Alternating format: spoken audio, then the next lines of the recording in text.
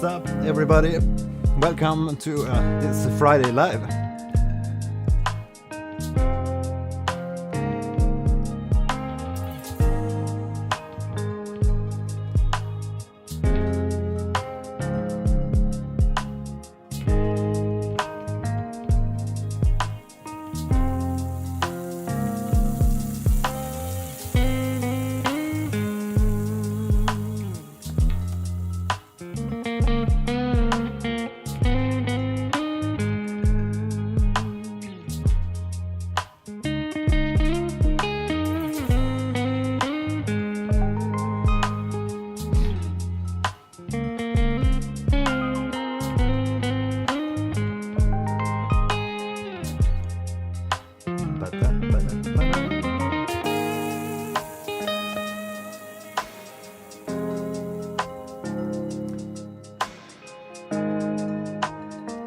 So, what's up this Friday?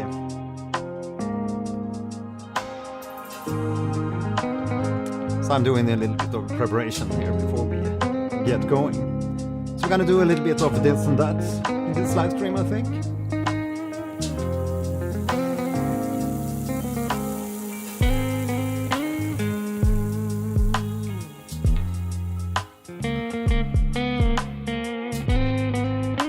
Gonna look at some new plugins and talk a little bit about the music and music business situation in 2025, because we are approaching the end of the year, and a lot has happened in this year.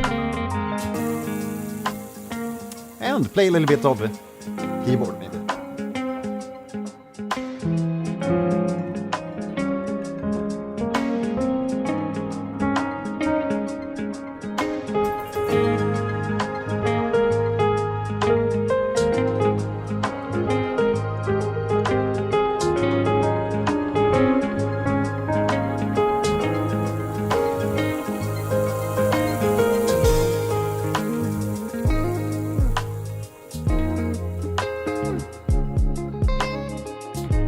Say hi in the chat and let me know where you're from.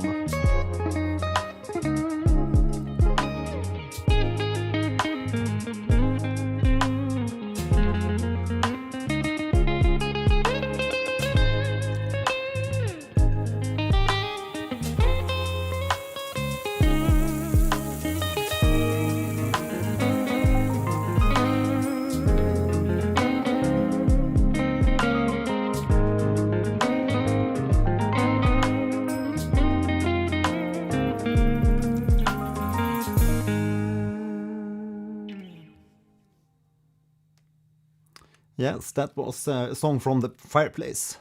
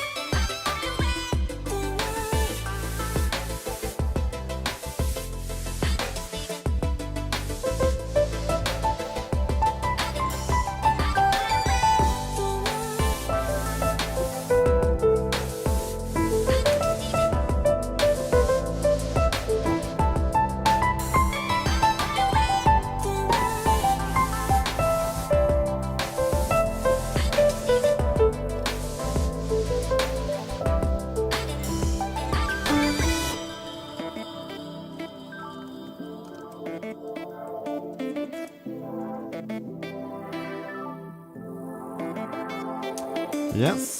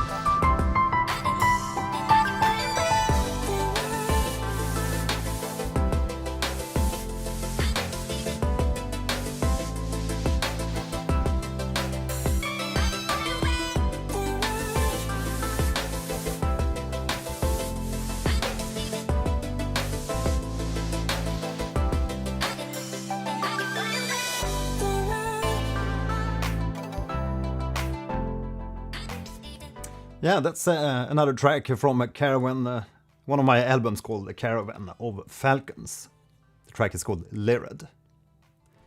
Yeah, so let's take a look at a new plugin here, Valhalla Future Reverb, or Valhalla Future Verb, from our beloved Valhalla DSP. And I am using a demo version here, so the audio might be cut off at some points here, a little now and then, because it's a demo. So that's what you've been hearing here in the introduction on the piano. So basically I am using just a stock piano here from Logic Pro, and I'm gonna deactivate this effect so you can hear the sound in its raw, glorious fashion.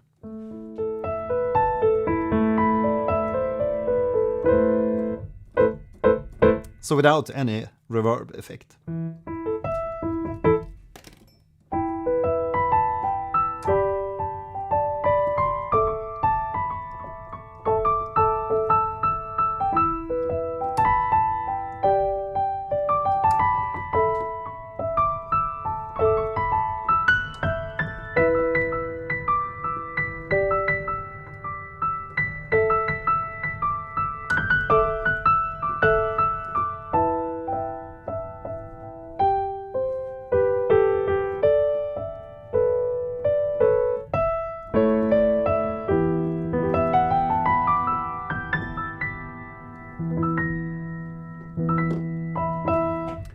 So it's a really beautiful piano. This stock piano from Logic Pro.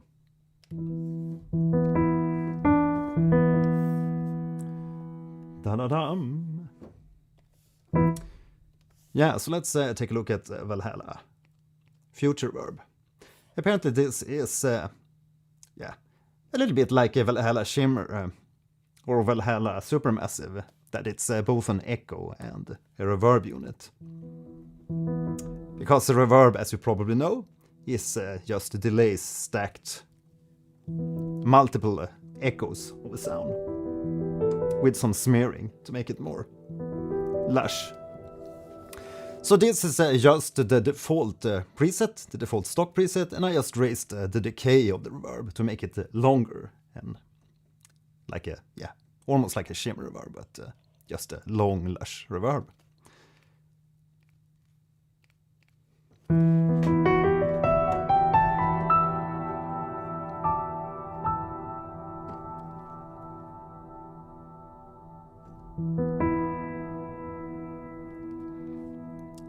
Yeah, I really love the smearing in the Valhalla reverbs. Just a gorgeous sound. Pa-pa-pam.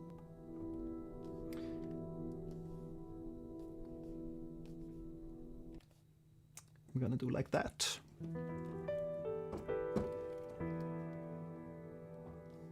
Need to deactivate ducking on the audio. Like so. Or else my playing here will go into the microphone, the sound from the keys, and it will duck the sound.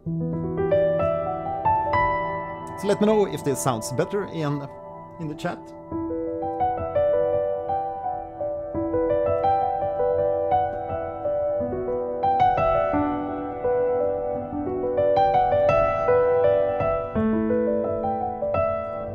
So you can hear that the reverb disappeared for a little sec there.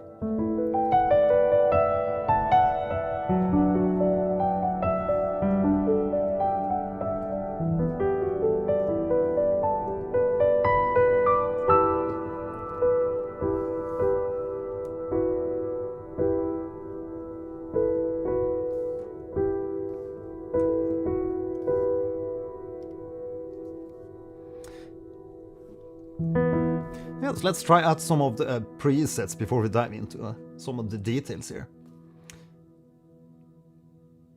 Let's just listen to one of the small rooms. Small vocal room dark.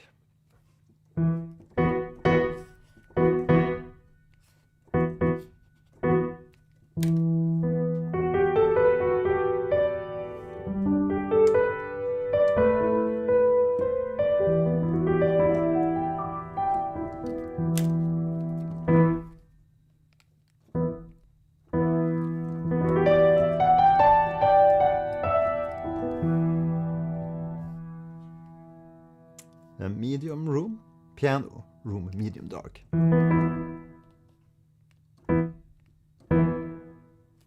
Yeah, sounds very natural. Can highly recommend you listening on headphones.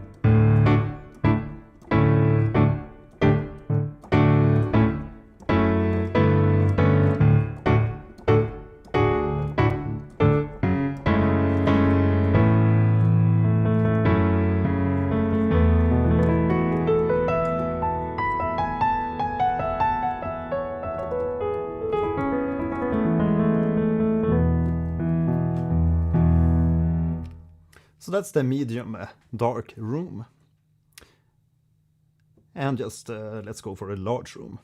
I see there's also some ambient and there also some shimmers. But let's check out the big studio room. Quite cold sound to that. Very like a narrowed bandpass reverb.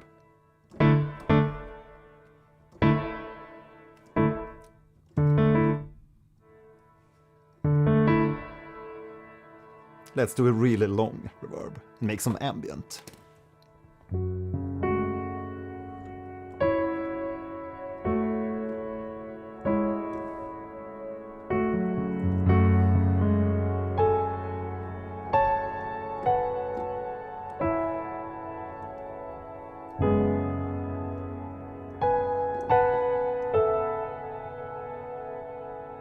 The great thing about having that narrow band on the reverb is that it doesn't interfere with the playing, even if you play really low or really high.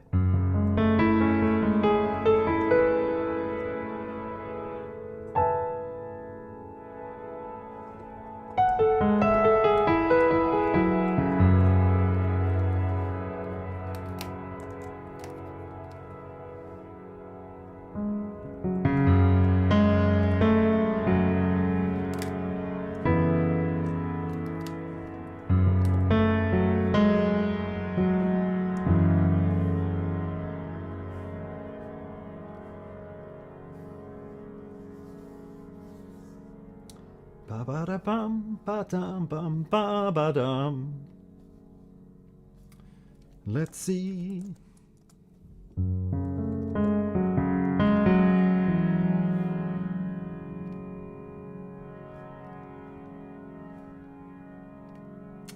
Da-da-dum.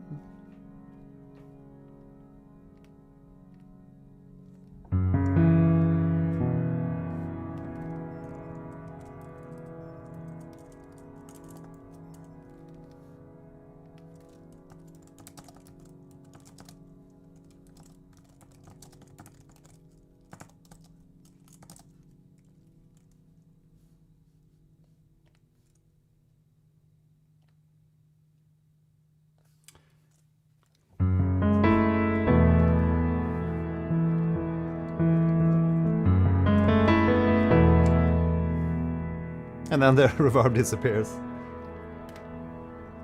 But yeah, it's a demo.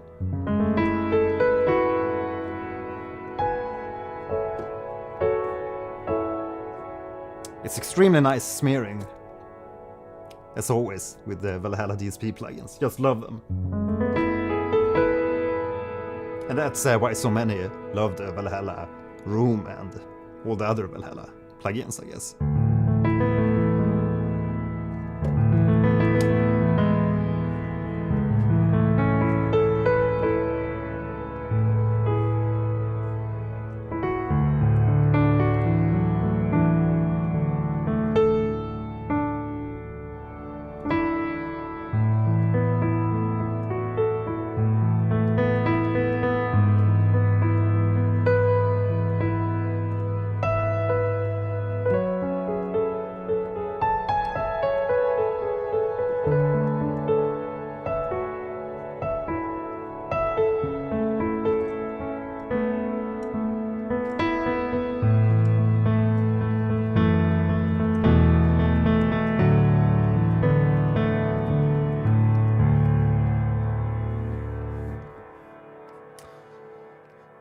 Let's continue to some chambers.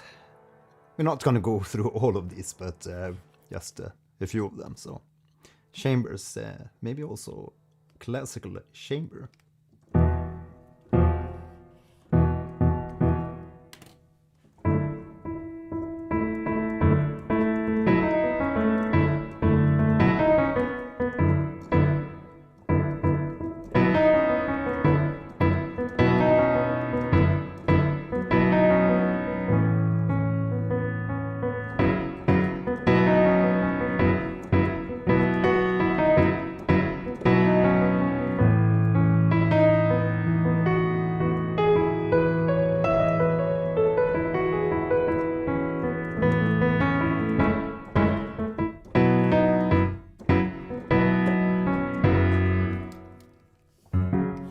Let's try that with a string sound. Oops, sorry. Gonna make sure I'm sending to the correct reverb.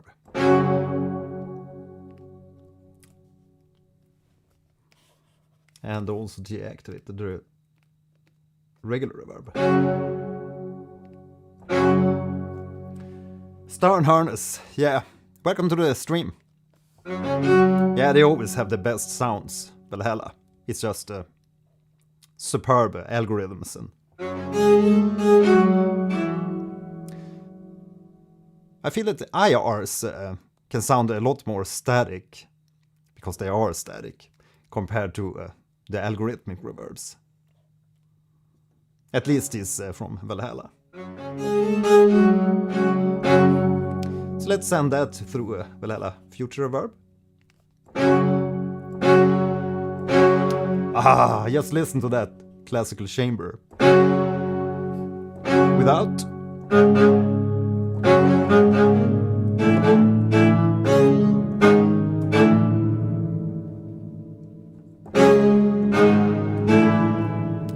Instant cinema.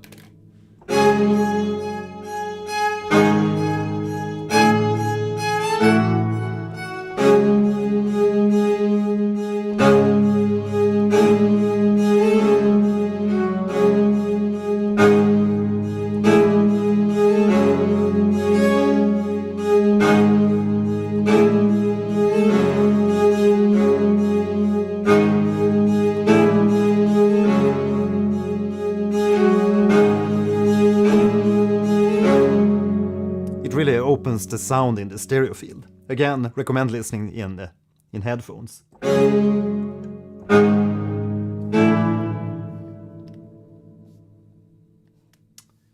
Why is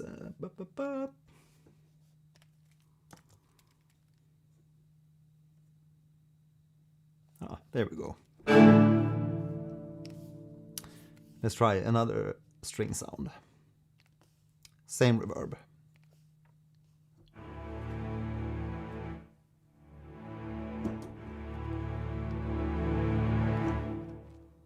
I have here the Panorama CS12 that I'm using to control Logic. So I think we can maybe talk a little bit about the CS12 later on in the episode here too. Yeah, maybe it's a little bit easier to see it like so. Right.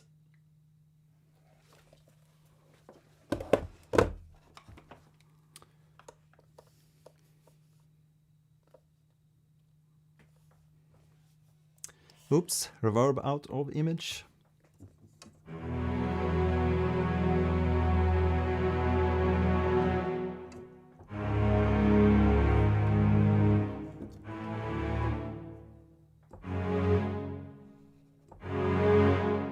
You get a much wider stereo image with the Valhalla Future Reverb.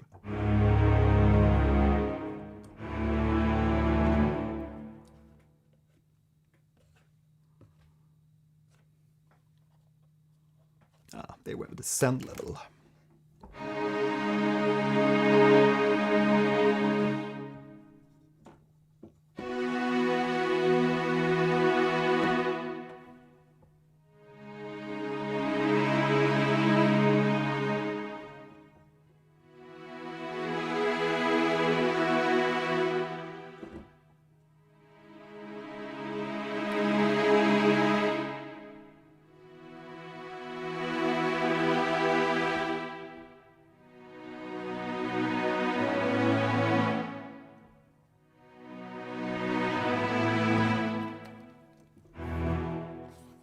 Cool. Let's go back to the piano again. Okay, so maybe listen to some of the plates. Large plate, springy.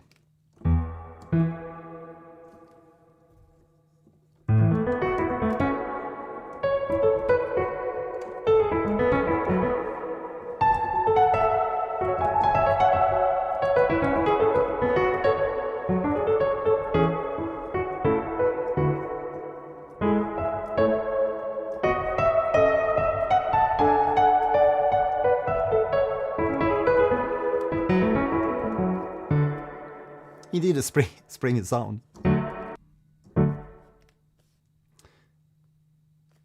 The Halls, Berlin Hall. A very warm sound.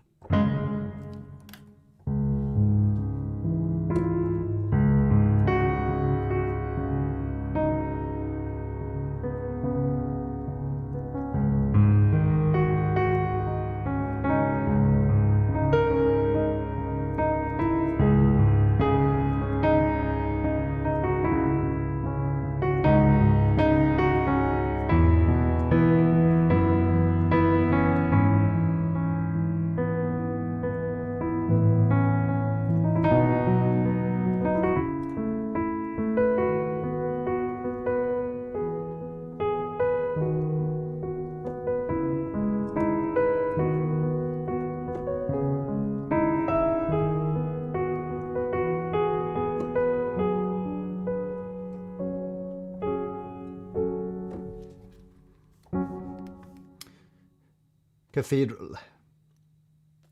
Dark Cathedral, 5.6 seconds. You can always change the mode here from color. Color dark. Studio.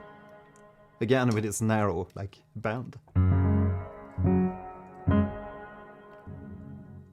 The bright one.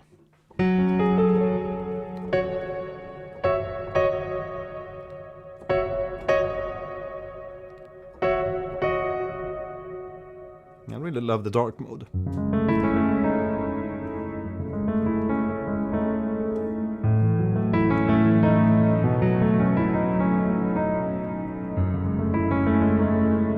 And as always, please let me know here in the chat if you have any questions. Related or non-related to the stuff I'm playing here. Or this plugin.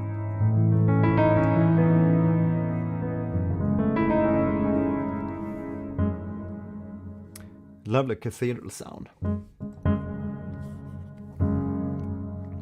So what if we put this as an insert effect instead?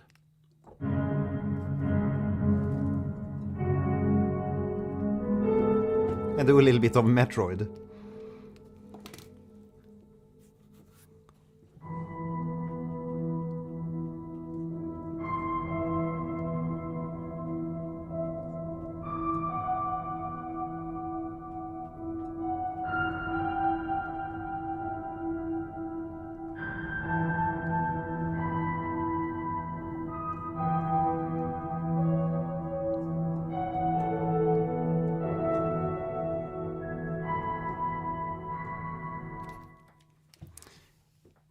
So far, none of these reverbs have sounded harsh or in any way like non-likable, at least to me here. I really enjoy all the presets so far. And that's what you get with good smearing algorithms or good smearing code. Non-linears. Don't look into the light.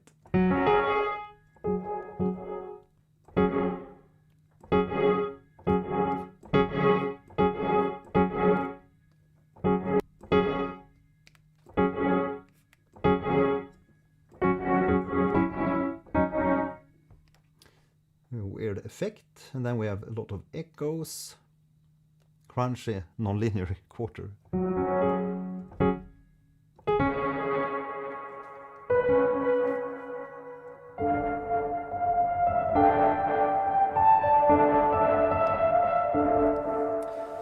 Kevin, do you think it's worth buying the Noir piano by Native? By Native Instruments? I have no idea. What kind of piano plugins do you have at the moment? And what DAW are you working in? What music application do you work in?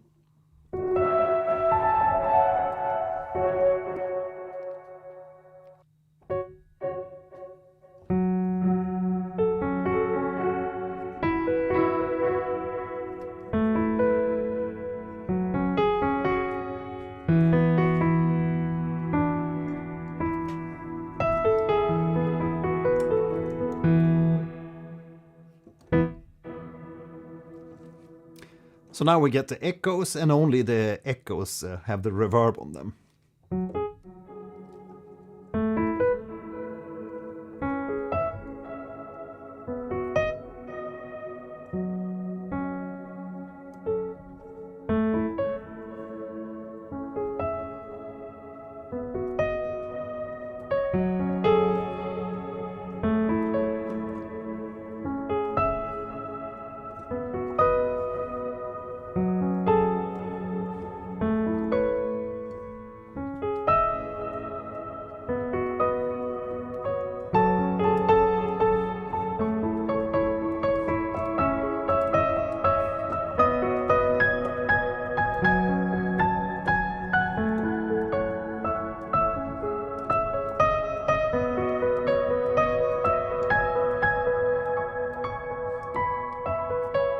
I only have 49 keys here to work with on the Osmos keyboard, but we can always use the transpose to go higher. You work in Logic and you only make piano music. For now, you're using the Labs Free software piano and the CFX Garrison piano. Yeah, I can highly recommend the Pianoverse plugin suite from IK Multimedia, and also the Gentleman. And I mean, why not using the stock piano from Logic? I'm using just the Studio Grand here, and I really love it. But it of course it depends on what kind of pieces you're making. Are you making like classical pieces or?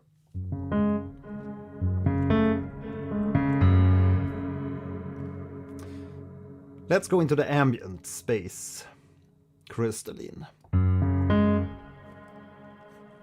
here the sound is even more narrow frequency with the reverb.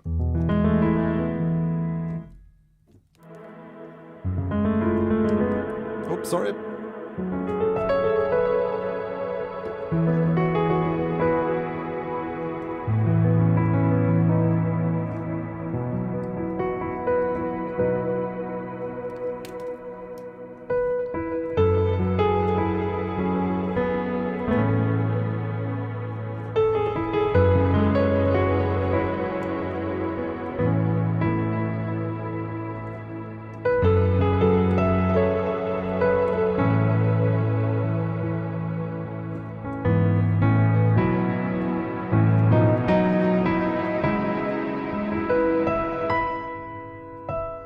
It's always funny when the reverb is cut short like that, because I'm using the demo mode.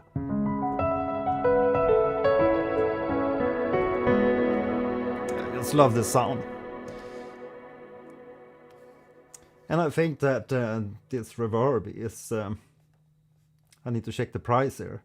I think it's $50. Yeah, like all the other Valhalla DSP reverbs, so basically no-brainer. Gonna grab this.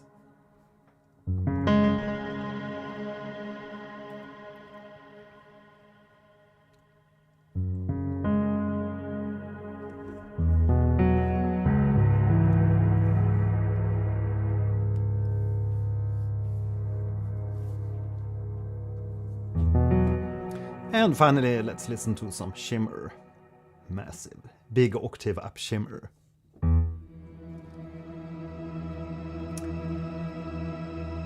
Sweet.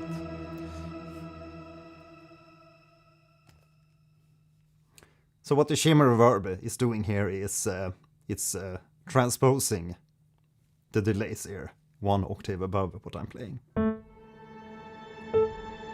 And then you have that reverberated.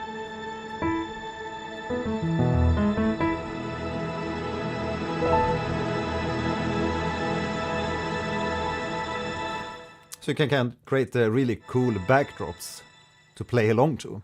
I really love playing around with these, especially for ambient music. So I'm just gonna copy a track here. And then on this new track, we're not gonna use the shimmer reverb, but some other reverbs.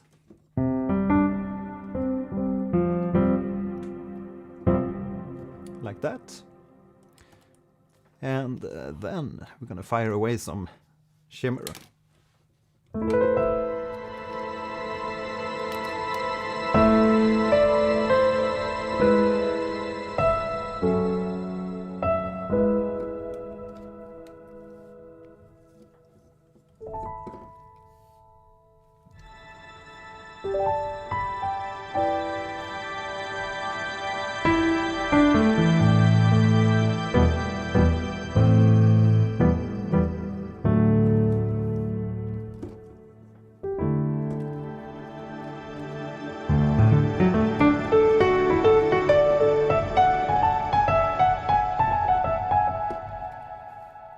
This can do some really cool stuff.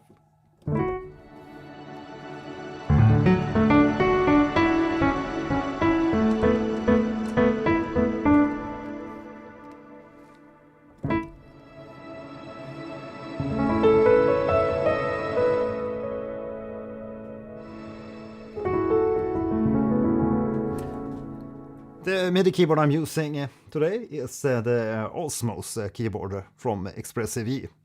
And I've done a few videos on that, so you can just go back in my backlog of videos and see the review video of the Osmos. And I'm using this as my major and master keyboard. I do have a lot of other keyboards, but I'm just grow fond of the feel of this keypad.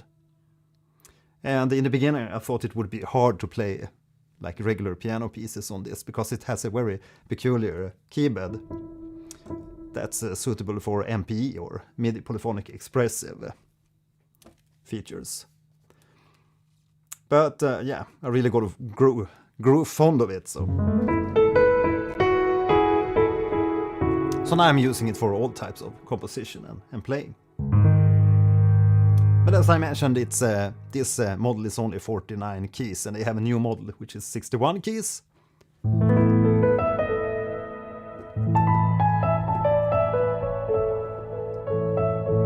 So we'll see if I can get the 61 keys here to the studio, but that's also gonna take more space, and I like to have a quite tidy setup here on the table, on the studio desk.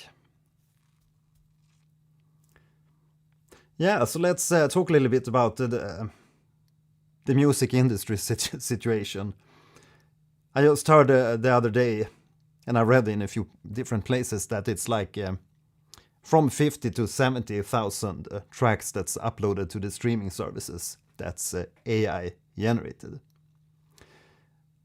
And also some numbers that it might be even up to 100,000 AI generated tracks per day that's uploaded to the streaming services. And as you probably know, there's this piece of cake, and the artists get a piece of this cake of cash. And when you pollute that little cake with millions of other tracks, there's of course gonna be smaller crumbs for each artist. And as you probably know, it's only like the big artist that gets a piece of this cake anyway, but it's really starting to crumble down the whole ship of these streaming music platforms. I've actually cancelled my Spotify subscription, and I've thought about removing my tracks from Spotify too altogether, because they're paying the least to artists, and we also have Daniel Ek supporting the war machine by investing the cash into drones and drone businesses. So the solution to this, I have no idea, going back to like physical mediums or, yeah. At the moment I'm also using a Bandcamp to upload my tracks. And yeah, also on my Patreon, obviously. You can join in on my Patreon at patreon.com/Gelheim if you want to support the channel. And also get yeah, some behind the scenes footage and stuff. But it's really hard to know where this is going, because I mean, if a lot of artists, a lot of big names are gonna cancel their participation in Spotify and these other streaming services, because it's just a big mess when there's so much AI stuff uploaded. It should be some kind of like verification system, or a more profound verification system, to really verify that it's at least partly human-made music and not just AI slop-generated music, because it's getting really hard to tell just by listening. I mean, I've been working professionally with music for many years, and I know many of you have a really good ear for music, but it's getting really hard to differentiate or hear when it's AI generated, purely AI generated, or when it's human-made music.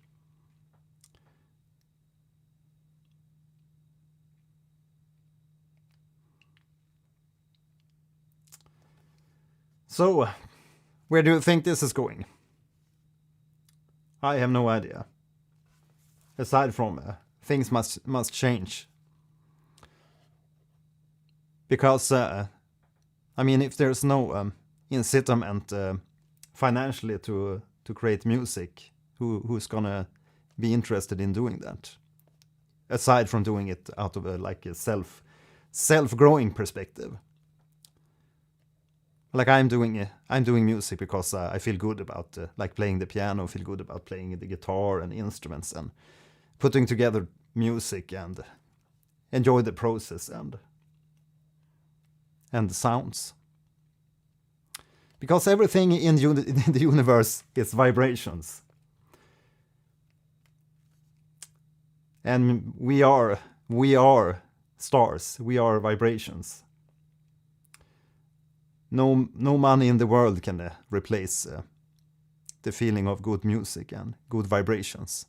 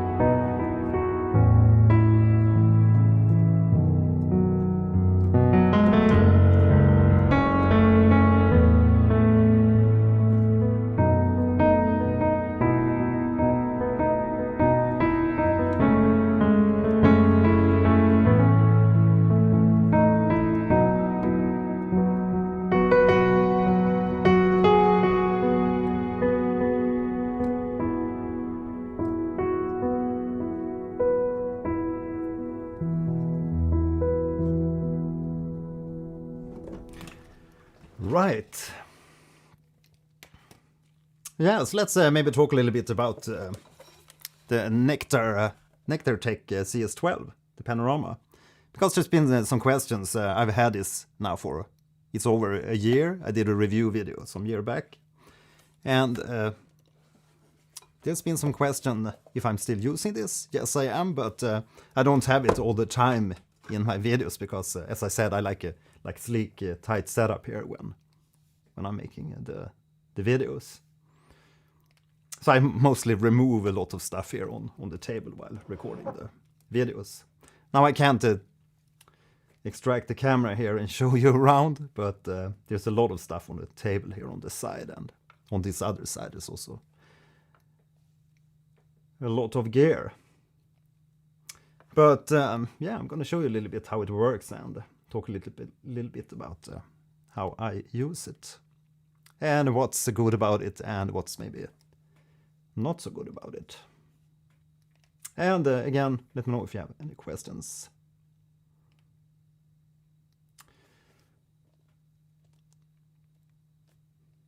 Right, so just some basic functionality here. You can easily walk between different tracks in the music application. Walking like so.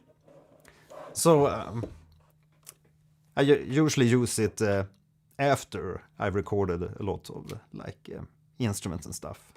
In this case, we have a little arrangement here, which is made for one of my courses videos. If you're in the courses, you're gonna recognize the... Oops. You're gonna recognize the track or the beat here. Let's play the 6/8.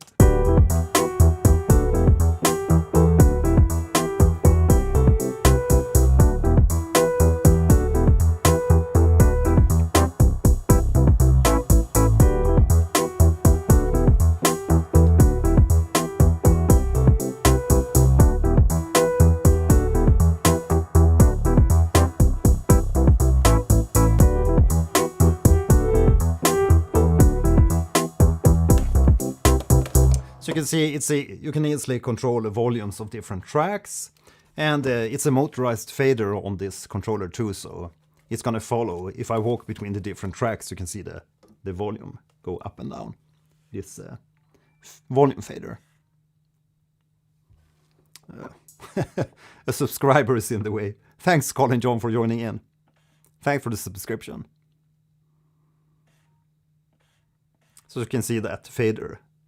This one, the motorized fader following along to when I switch between the different tracks, like so. And one of the key points, and why I'm still using this, is because of the plug-in controls. So on many of these tracks, or many of the like audio tracks, when I record guitars and vocals and other instruments with microphones, there's often going to be equalizers, compressors and stuff on the tracks. So if you go to this bass track, for example, we're going to solo that bass track. We can do that from this unit, like so. And we can also obviously control the playback.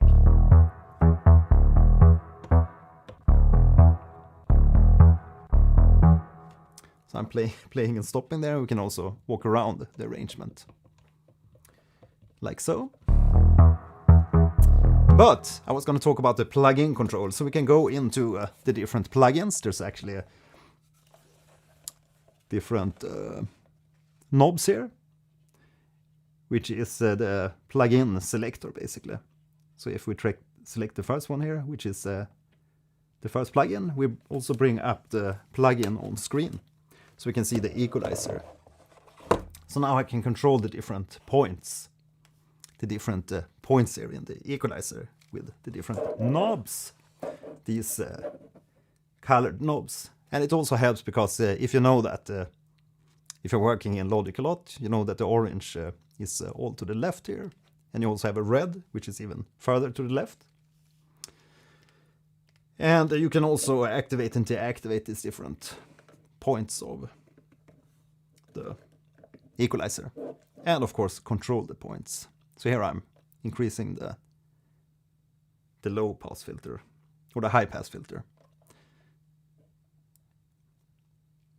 and making a really steep cue. 24 dB. Whoop! But we're not going to do that on the bass here, just cut a little bit of the really low lows.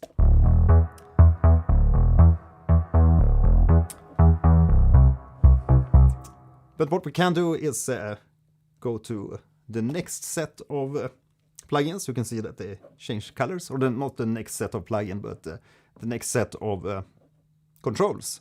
You can see that they change color like that. So we can control the other parameters of the plugin. So we're gonna change, let's see. It's the low pass filter. It's the last one here. So we can open that and close that. And you can of course also record the automation directly here from the unit. So.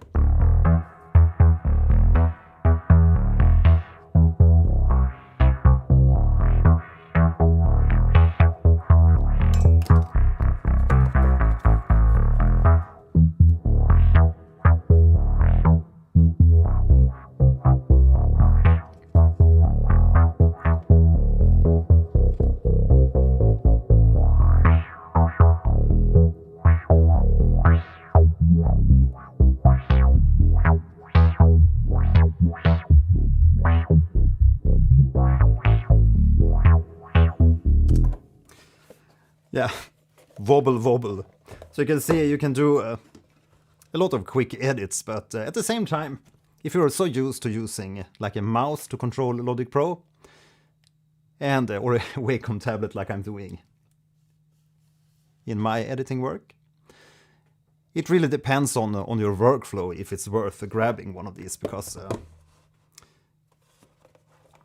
it does take a little bit of time, obviously, learning to use this, contrary to using the mouse just to control and just grab these different nodes of the equalizer, which is in itself quite quick. But it definitely feels better to control this with a knob.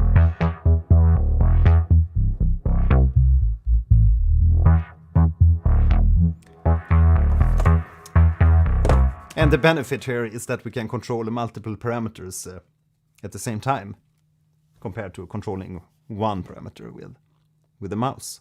If you're not using macros in, say, Logic Pro or... yeah.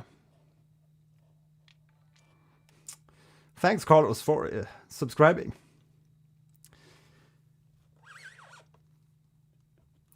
Yeah, so we can control, obviously, other plugins too. So if we say that we go to the piano,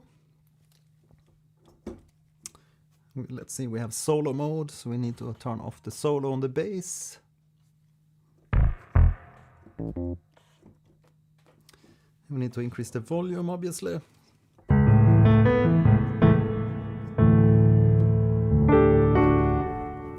So with this track, you can see I have plenty of plugins here on the side. We have the Graph EQ, we have compressor, channel EQ, Chroma Glow, some reverbs and stuff, and 2 send channels. And if you look at this controller, you can see all these all the plugins here in the list, which are able to be selectable via these buttons. So now we can easily just go into a compressor, this one, and it will bring it up on the screen. And we can jump to another one, and that one, and between all these different, and it's quite swift, that you can see. A quite swift switch between all these. So let's change the compressor type just quickly here.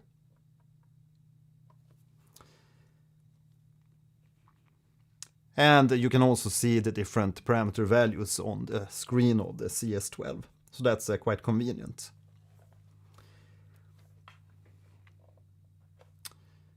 Let's see here. And it's the panning. So there's quite a few knobs and buttons and controls available from this unit. And as you can see, up to now, it's been just working fluidly to control these different things with Logic.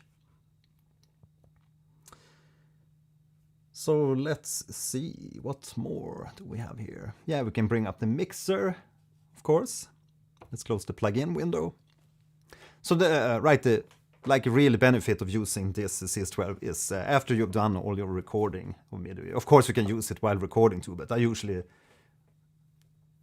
take it to bring it into at the mixing stage to help out with the mixing.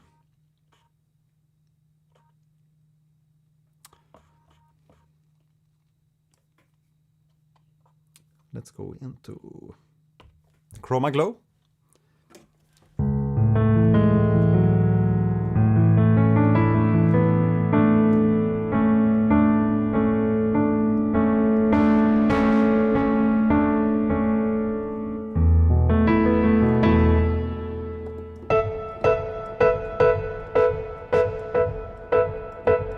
Give the sound a little bit of a buzz, maybe.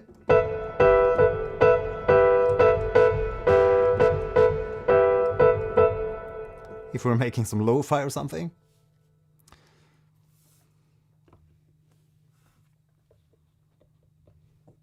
And I can, of course, also activate and deactivate the looping, this looping of the selection, and also, of course, record. Let's replace the melody with something.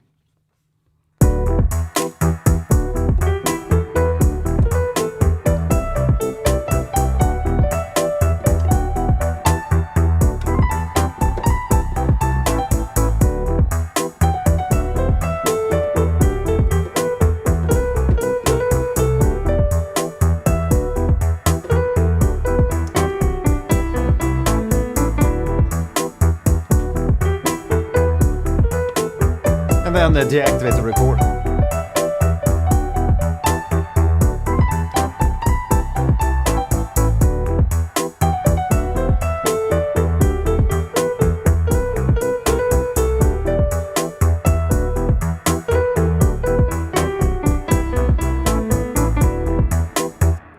So we can easily just start the recording and stop the recording from this unit too. So again, let me know if you have any questions on the CS12 here or something else in the chat. Right, so what more? We can of course also create the markers if we're into doing such. Maybe we want to add a marker like here. Marker 1, let's see. It's been a while since I used the marker feature, so.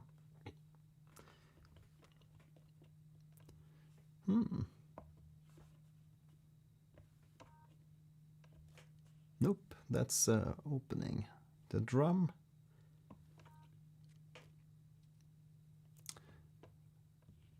Aha. So say that we create the markers then.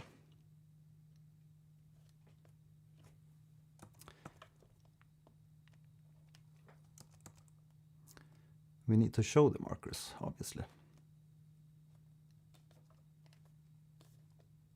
Let's just create some markers. I need to look up in the manual to see how I created the markers, but so now we should be able to walk between the markers like so. So you can easily jump between different sections in the track also. So say that this is the chorus.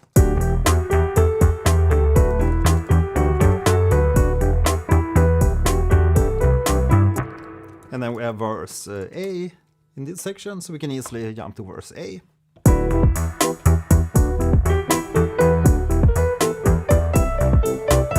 And jump to verse B. Or not verse B, but the chorus. If you want to work on the chorus.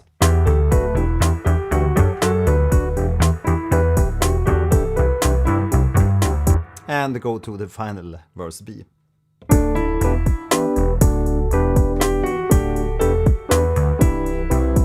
And I think you can have up to 10 different marker points which you can navigate to from the device. Maybe you can also jump to more, but I can see 10 here on the device.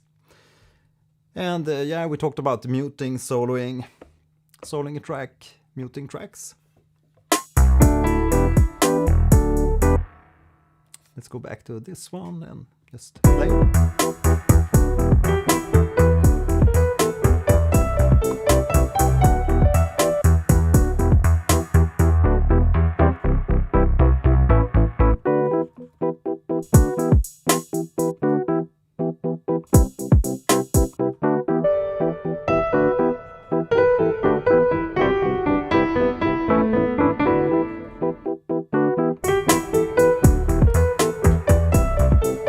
If you want to do like live mixing.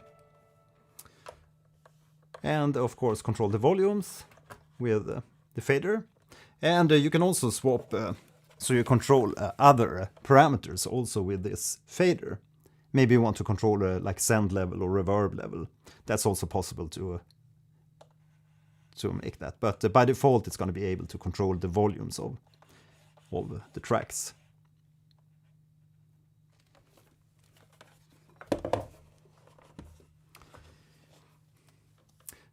Yeah, so I can definitely recommend the CS12 here if you want a unit to be able to control Logic Pro at the mixing stage.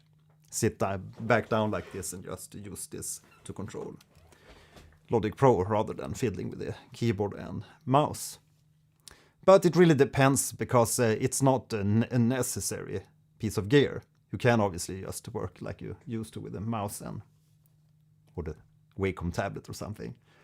But yeah, it feels kind of great to get rid of the mouse and keyboard sometimes and work more intuitively. And the big plus is just that you can use multiple parameters or control multiple parameters at the same time with this unit.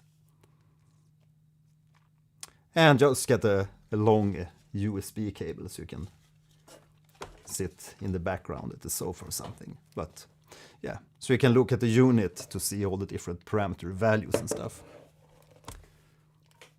Because if you sit long back, it's going to be hard to see the small parameter values. And we can, of course, also control sends.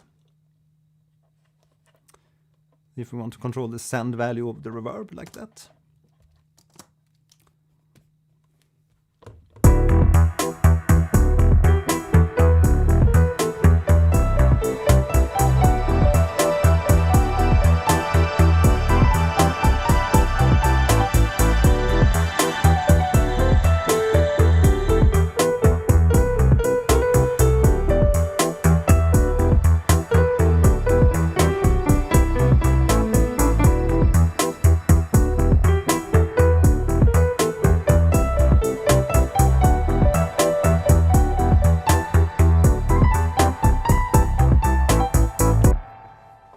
Yeah, so that's a short presentation on the CS12.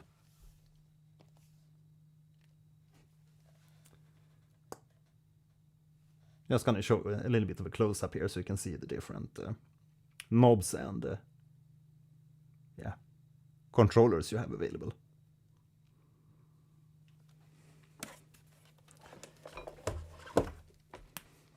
Right. So, what's next? How about checking out another reverb? Anyone saw the Golden Joystick Awards 2025? For best indie game and everything. So let's swap out the Valhalla Future Reverb with iamReverb instead.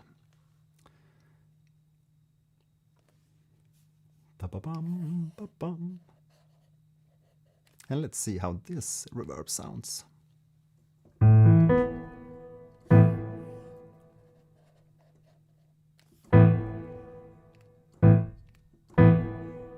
So that's the default hall.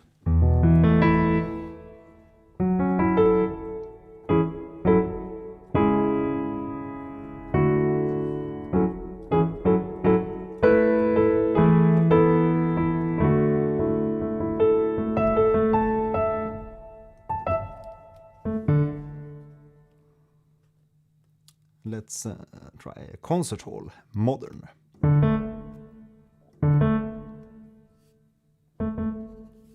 I'm using this as an insert effect so I can control the reverb amount. You can see the wet dry is set to the max here.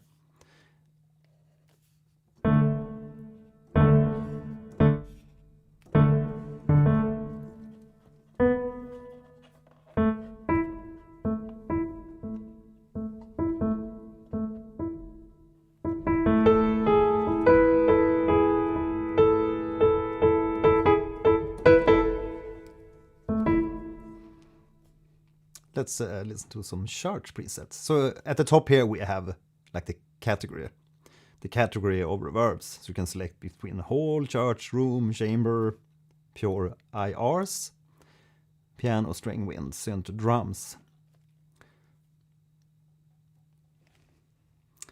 So let's try something from the church large.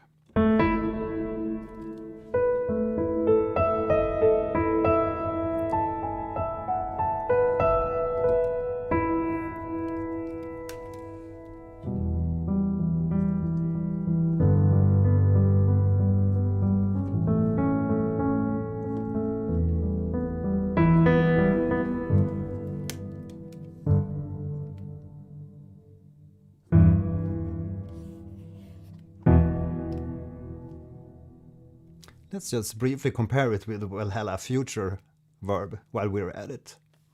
So let's take some cathedral, maybe medium.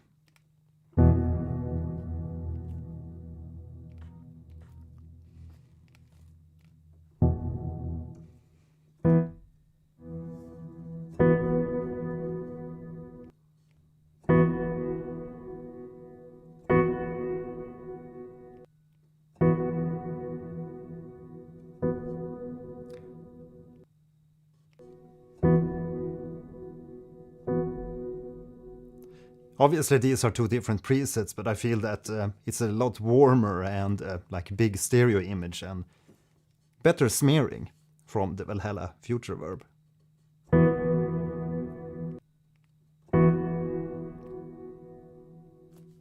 They were different sounds.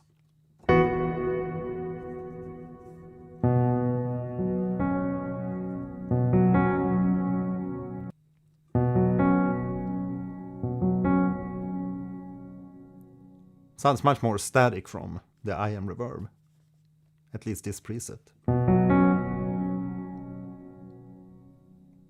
The sound doesn't modulate as much as Valhalla Future Reverb.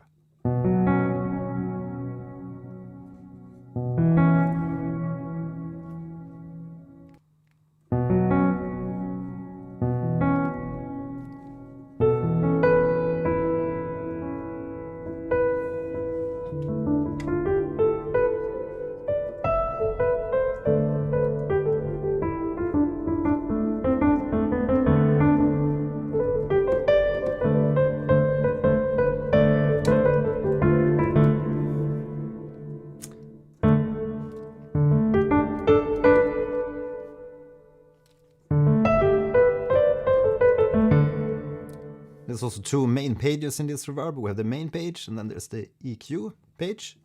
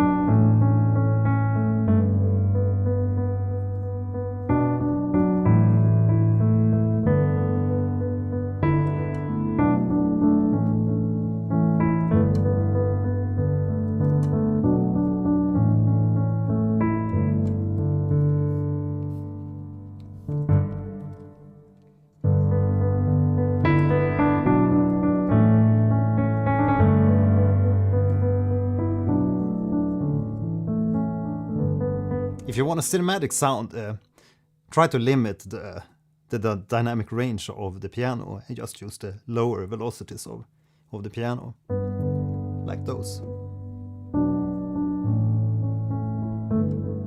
Very common in film scores. And in Logic you can easily do that just by adding the MIDI effect, velocity processor. And here you can see the lowest velocity and the highest velocity. And then we just like increase the ratio and decrease the threshold so we get compress the sound.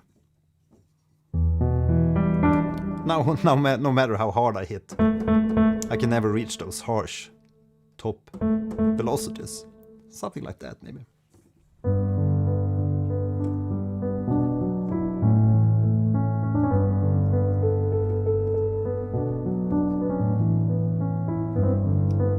Sorry.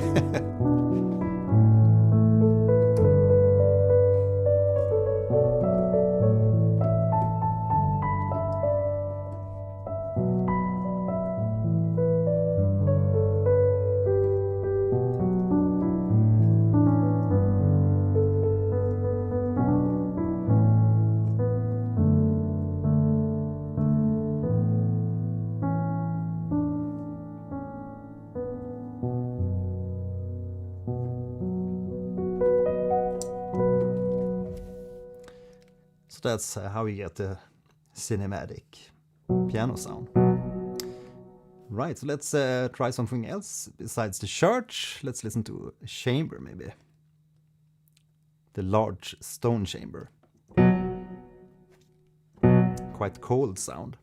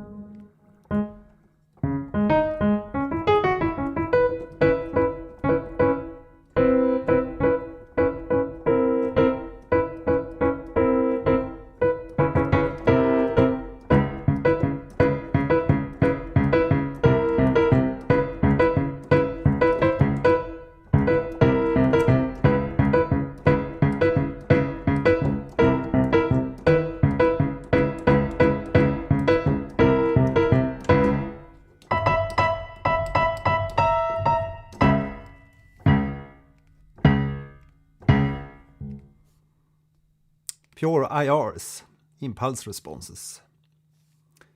So let's see what those are like. Cathedral.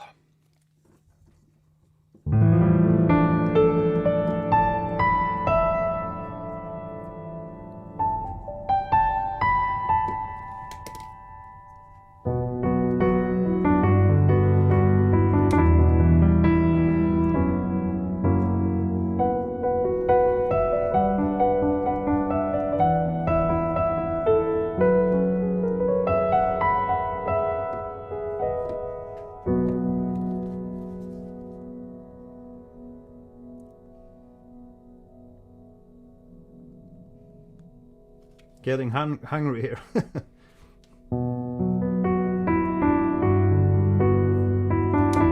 Know the theme?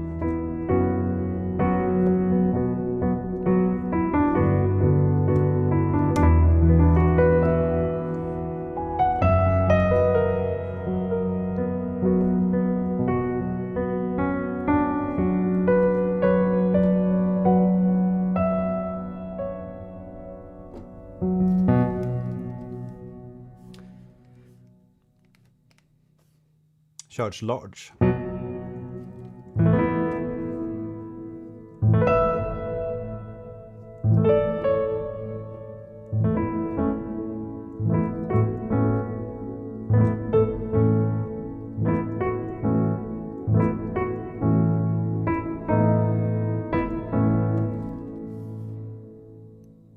Yeah, some lovely sounds in there.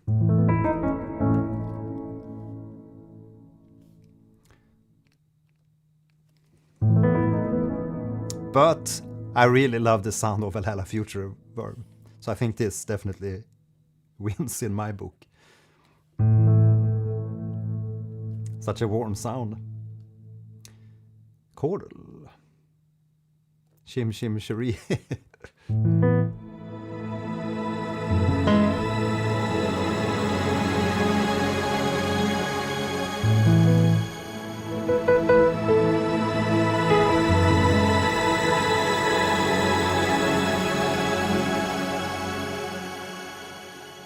Maybe reduce the volume a little bit.